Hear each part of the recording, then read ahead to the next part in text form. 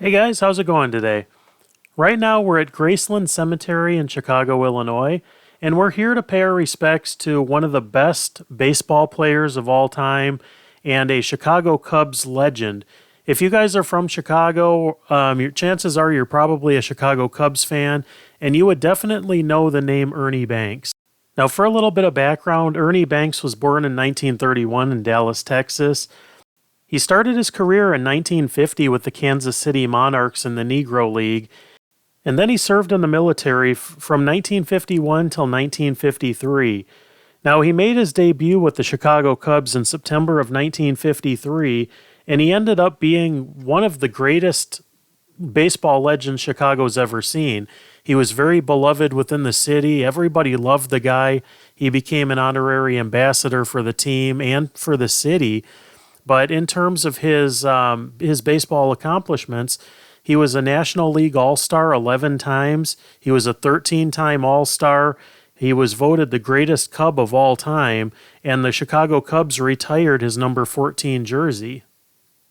He was inducted into the Baseball Hall of Fame in 1977, and he was widely regarded as not only one of baseball's greatest, but definitely one of the favorites in the city of Chicago here. Now, everybody loved Ernie Banks. A lot of people that lived in Chicago or visited Chicago had stories about Ernie Banks.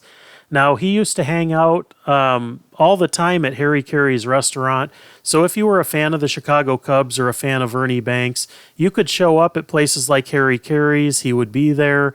Obviously, he would be very willing to meet you, sign an autograph, pose for a picture, whatever it is that you would want out of him. He would be more than happy to do. He was just a all-around great guy, a great ambassador for the sport of baseball. And after he got done with baseball, he was a coach for the Cubs for a couple of years, but he was always involved with the Chicago Cubs. He was always involved with the city of Chicago. And this is his final resting place right here off to the side of the lagoon here at Graceland Cemetery. Now, Ernie Banks did pass away on January 23rd of 2015 at the age of 84 years old. This right here is his final resting place, and I was told that this ivy at the bottom was actually transplanted here from the ivy on the outfield walls at Wrigley Field, which is only a few blocks away from here. So Ernie Banks helped make Wrigley Field the friendly confines. And it says right here, inducted into the National Baseball Hall of Fame, August 8th, 1977. And above here, it has listed some of his accomplishments in baseball.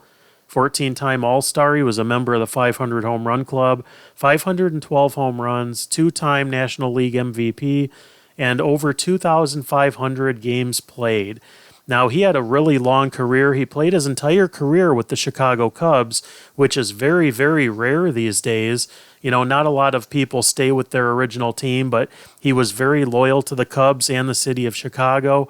They retired his number 14 jersey, which he was very proud of, and is right here on his final resting place. Now, before he got this stone, this was his temporary grave marker that was up for a few years before this one was up. Now, it says also on here, it's a great day for a ball game. Let's play two. Ernie Banks was notoriously a positive guy. And when a lot of people in the clubhouse didn't want to play baseball or the weather was bad, Ernie Banks would be the one guy that would come in all enthusiastic and say, it's a great game for baseball. Let's play two games instead of one. You know, just a fantastic guy. Now, one of the other things that he was very proud of, he was awarded the Presidential Medal of Freedom by President Barack Obama in 2013, which you can see the picture here. But this is also on his gravestone.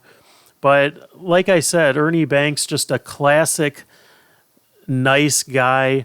You know, when he passed away, he had an estranged ex-wife who Ernie Banks had written her out of his will, and she contested that in court. And Ernie Banks had a $35,000 funeral bill that she ended up not paying, and the Chicago Cubs footed the bill. So it wasn't until this was settled that Ernie Banks got his final resting place here. But it's a beautiful final resting place, very fitting of not only a Hall of Fame baseball guy, but a Chicago legend. And, there's not much else I can say about Ernie Banks. He was just, everybody that met him had a great story, a good interaction, and he was just one of the nicest guys ever to play baseball. But if you guys like this video, be sure to hit that like and subscribe button, and be sure to check out other videos, because I've done several other videos from Graceland Cemetery, as well as famous grave tours and all kinds of other things, from filming locations to historic sites, presidential locations, you name it. If it's interesting, we will go. But thanks so much for watching, guys, and have a great day.